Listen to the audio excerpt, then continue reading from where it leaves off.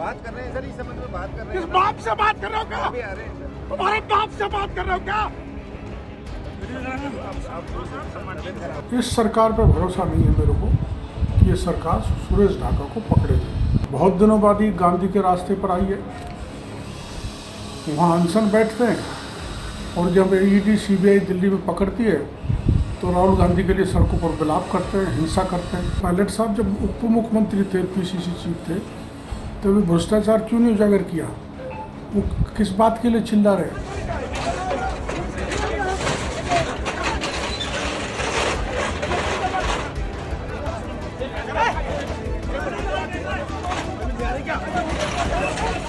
अखंड भ्रष्टाचार में सरकार डूबी हुई है और राजस्थान की जनता इनकी लड़ाई में त्रस्त है। हम आज आ गए हैं डॉक्टर किरोड़ी लाल मीणा जी के आवास पर, जिनको प्यार से सभी लोग बाबा भी कहते हैं। कुछ दिनों पहले स्वास्थ्य कारण से वो कुछ दिनों से लाभ ले रहे हैं। स्वास्थ्य उनका खराब था, वो आराम कर रहे हैं। तो राजस्थान की पूरी जनता यही जानना चाहती है कि बाबा अब कब आएंगे और कब आंदोलन होगा और कब हमारे बाबा हमारे बीच होंगे। देखो, अभी तो आपको जानकारी है कि जिस ढंग का व्यवहार दुर्व्यवहार पुलिस ने सामूद थाने के सामने किया, उसके कारण मेरे सर्वाइकल पोर्शन में चोट आ गई अंदरूनी, जिससे C4 C7 तक एडिमा हो गया, सूजन आ गई कॉर्ड में। अब आप जानते हो कॉर्ड बड़ा सेंसिटिव पार्ट होता है, न्यूरोनल एरिया होता है, तो उसकी रिकवरी में समय लगेगा। लेकिन अब मैं 70-80% सही हूँ। मेरे को 24 घंटे चक्कर आते थे और बायां हाथ पैर पूरा बायां हिस्सा वजन नहीं झेलता था। अब उसमें 70-80% का फ़ायदा हुआ है और मेरे को भरोसा है कि जो भी 10-20-30% का प्रॉब्लम रह गया है, चक्कर आने का, बाएं पोर्शन का वीक होने का, वो जैसे ही मैं स्वस्थ हो जाऊंगा तो जनता के बीच में मैं भी जाने को आतुर हूँ। मेरे भी ललक उठ रही है कि जनता के बीच जाऊँ और उनकी समस्या को लिए फिर लड़ूँ। आपके साथ जो भी कुछ हुआ, इतना बड़ा आंदोलन हुआ, उस दौरान हमने जो पाया कि आपके समर्थकों की भारी भीड़ थी, बाकी लोग भी आपके साथ थे। आपकी पार्टी की तरफ से कोई आंदोलन के समय आपके साथ नहीं था? ना, ऐसा नहीं था। पार्टी में प्रतिपक्ष के उपनेता थे, उस समय प्रदेश के अध्यक्ष थे और पार्टी के सभी प्रमुख भी था। जो 11 मार्च को प्रदर्शन हुआ था, जयपुर में मौजूद थे। ऐसी कोई बात नहीं। डॉक्टर साहब, मैं एक दिन के प्रदर्शन की बात नहीं कर रहा हूँ। आपका प्रदर्शन लगातार चलता रहता है और आप आम जनमानस के जो मुद्दे हैं उन मुद्दों को उठाते रहते हैं।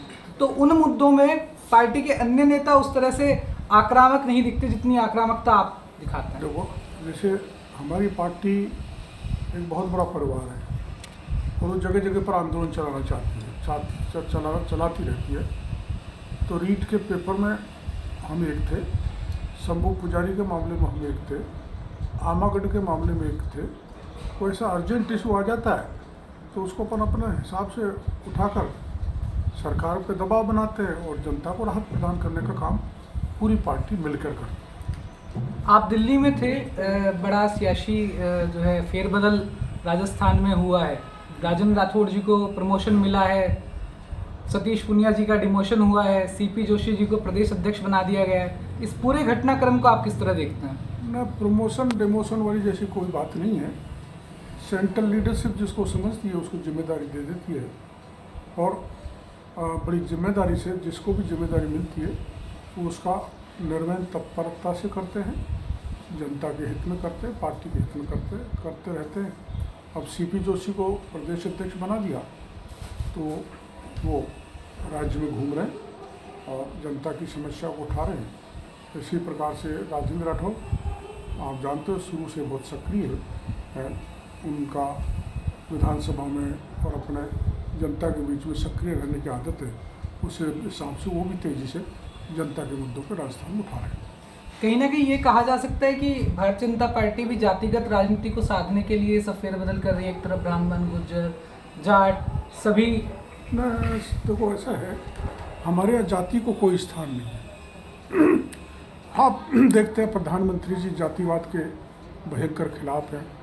वंशवाद, जातिवाद, परिवारवाद, भ्रष्टाचार, क्षेत्रवाद, इन बीमारियों से भारतीय जनता पार्टी दूर है, जिसका कई बार आपको प्रधानमंत्री जी के भाषणों के जरिए मंतव्य मिल गया होगा।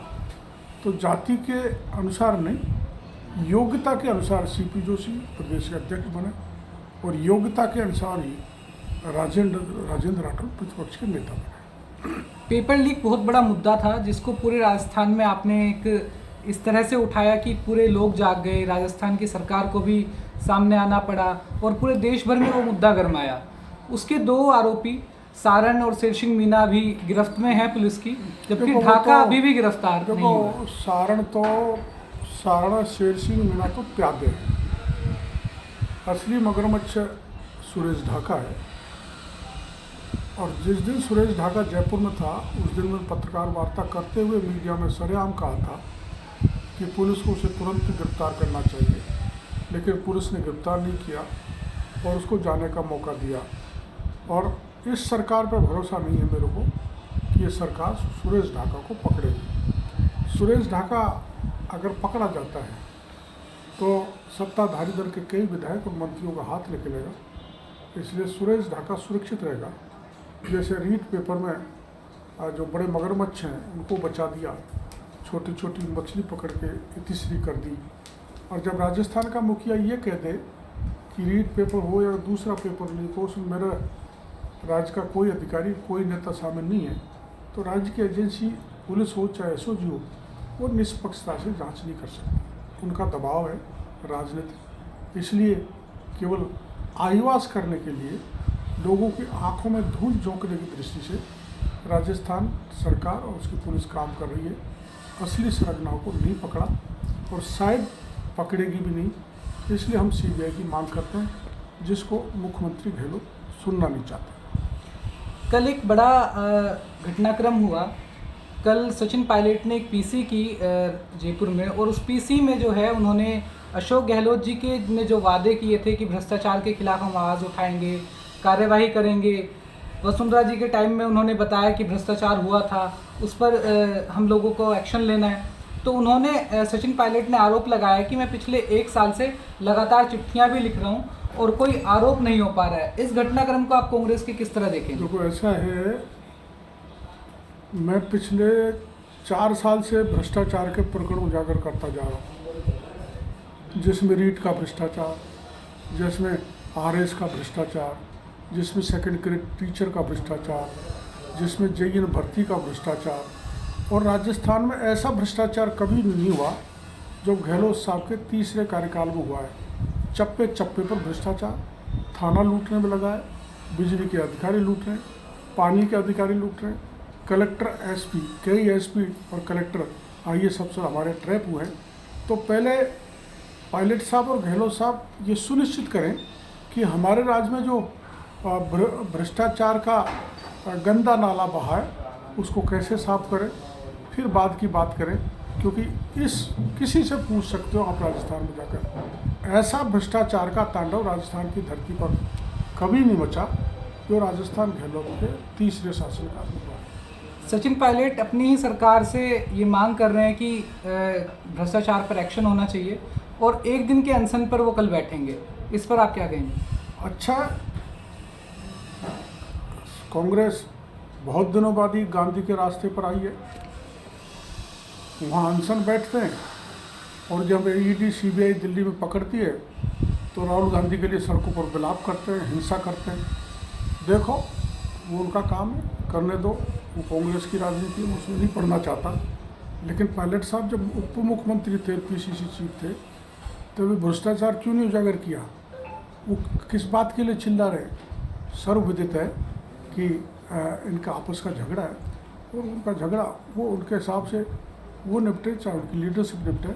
लेकिन ये बात सच है कि भ्रष्टाचार, अखंड भ्रष्टाचार में सरकार डूबी हुई है, और राजस्थान की जनता इनकी लड़ाई में त्रस्त है। आपने ईडी सीबीआई का नाम लिया। कल उन्होंने अपनी बातचीत में ये भी कहा है कि जिस तरह केंद्र सरकार अपनी जांच एजेंसियों का प्रयोग करके विपक्षी पार्टियों को फंसा रही है, विपक्षी पार्टियों के नेताओं को, उस तरह का प्रयोग या और हम कोई उपयोग भी अपनी राजस्थान में जो है जांच एजेंसी का नहीं हो पा रहा है। केंद्र सरकार पर भी उन्होंने आरोप लगाया। फंसा किसको रही है? पार्थ चटर्जी को पकड़ा, 50 करोड़ केस का ढेर पकड़ा गया, और जितने भी नेताओं को जेल में डाला है, चाहे सत्येंद्र जैन हो, चाहे सिसोदिया हो, उनके खिलाफ प्रमाण है। प्रमाण नहीं होते तो उनको कोर्ट कभी का छोड़ देता। कोर्ट में बार बार रिट याचिका लगाने के बाद भी उनकी जमानतें खारिज हो रही हैं। इसलिए मोदी जी ने जीरो टॉलरेंस, देश में भ्रष्टाचार नहीं फैलने देंगे, और जो भ्रष्टाचार फैलाएगा उसका मुंह का खाया हुआ नाक मुंह के निकलवाएंगे। ये मोदी जी ने तय कर रखा है, उसी लाइन पर चल रहे हैं। देश में भ्रष्टाचार बहुत हो गया, मोदी जी के रहते हुए भ्रष्टाचार नहीं होगा। और ये बेबुनियाद आरोप है कि ईडी और सीबीआई हमको, विपक्ष को फंसा रही है, विपक्ष को मुकदमे में झूठा फंसाना चाहती है, छवि बिगाड़ना चाहती है। आपको जानकारी है कि राहुल गांधी, सोनिया खुद बेल पर हैं, तो वो तो पुराना उनके समय का ही प्रकरण है, ये कोई मोदी जी के समय का प्रकरण नहीं है। तो प्रतिपक्ष के लोग जो भी भ्रष्टाचारी है, उनको हमारी सरकार छोड़ने वाली नहीं है। उनकी जगह है जेल के शीर्ष। हनुमान बेनीवाल ने कहा है सचिन पायलट को कि आप पार्टी बनाएं और हम भी साथ आएंगे, और कहीं ना कहीं ये भी विश्लेषण के तौर पर देखा जा रहा है कि वो ये भी चाहते हैं कि किरोड़ी जी भी साथ आएँ और राजस्थान में एक नया मोर्चा बनाकर कांग्रेस और भाजपा को सबक सिखाया जाए। तो सचिन पायलट अलग और आपका अलग। ऐसा है, मैं राष्ट्रीय स्वयंसेवक संघ का स्वयंसेवक रहा हूँ बाल्यकाल से। इमरजेंसी में जेल में गया हूँ। मैं एक विचारधारा से जुड़ा हुआ हूँ जो समृद्ध विचारधारा है, जिस विचारधारा के आधार पर आज देश में अखंड शासन चल रहा है। उस विचारधारा को मैं छोड़ नहीं सकता। वो तो कोई परिस्थिति ऐसी बनी थी कि उस समय के राज्य के नेताओं ने मेरे को पार्टी से निकाला, टिकट काटा। मैं किसी दूसरे दल में नहीं गया, न मैं जा सकता। मजबूरियाँ थी राजनीति में जिंदा रहने के लिए, उस समय चुनाव लड़ना पड़ा। मैं किसी पद के पीछे नहीं भागता, इसलिए जिनको पद चाहिए वो खूब गठबंधन करें, खूब पार्टी बनाएं, चुनाव लड़ें। मैं किसी गठबंधन का साझेदार नहीं बनूंगा, क्योंकि मैं 44 साल से भारतीय जनता पार्टी में काम कर रहा हूँ। कुछ समय के लिए बाहर भी किया गया था, तो विचारधारा से नहीं भटका। इसलिए मेरी भारतीय जनता पार्टी संघ से जुड़ी हुई विचारधारा है, मजबूत विचारधारा है। उससे मैं पद के खातिर दाएं बाएं जीवन में कभी न तो हुआ न आगे होऊंगा। पायलट जी ने भी कल जो है जवाब जब दिया तो उन्होंने कहा कि हनुमान बेनीवाल की पार्टी है, वो कुछ भी कह सकते हैं। तो उन्होंने किसी बात को नकारा नहीं है, उन्होंने ये कहा है कि हनुमान बेनीवाल कुछ भी कह सकते हैं। तो आप इन दोनों नेताओं के बयानों को किस तरह देखते हैं? देखो, नेता क्या बयान दे रहे पायलट साहब और हनुमान बेनीवाल जी, उनका मैं विश्लेषण नहीं करना चाहता। उनकी राय व्यक्तिगत है, उन्होंने दे दी। लेकिन मैं ऐसे गठबंधन से पार्टी को छोड़कर कोसों दूर नहीं छोड़ूंगा, और ऐसे गठबंधन से कोसों दूर हूँ। मैं किसी पद के लिए कहीं गठबंधन नहीं करूँगा, ये मेरी स्पष्ट धारणा है, पहले भी थी, आगे भी रहेगी। अंत में बस मैं एक यही सवाल पूछूंगा कि हमारे बाबा किरोड़ी जी और एक पतंजलि वाले बाबा, आजकल पतंजलि बाबा से आप उपचार ले रहे हैं, रामदेव बाबा से आप उपचार ले रहे हैं, तो कैसा रहा ये? आपकी मुलाकात भी हुई होगी और आपको वो उपचार से कितना लाभ मिला? मेरे को चोट लगी थी गंभीर, तो 4 दिन पहले जयपुर SMS में रहा, फिर एम्स में 3 दिन दिखाने के बाद बाबा से मेरे पुराने रिश्ते संपर्क हैं, उन्होंने मेरे को वहाँ बुलाया और कुछ उनका पतंजलि का इलाज दिया, बड़े से सोच समझ के। उसका रिस्पॉन्स भी आ रहा है और उनका सदा से मेरे पास आशीर्वाद बना रहा है और आगे भी बना रहेगा। पतंजलि मैं योग पीठ जाता रहता हूँ, बाबा से मिलता रहता हूँ। राजस्थान की जनता को बस ये और बता दीजिए कि कब बाबा जो है फिर मैदान में आने के लिए तैयार हैं? जब भी मैं 100% इस बीमारी से स्वस्थ हो जाऊंगा, तो फिर उसी तरह से पूर्ववत जनता के दुख दर्द में खड़ा हो जाऊंगा। चाहे लाठी मारे पुलिस, चाहे जेल में डाले, चाहे गोली मारे,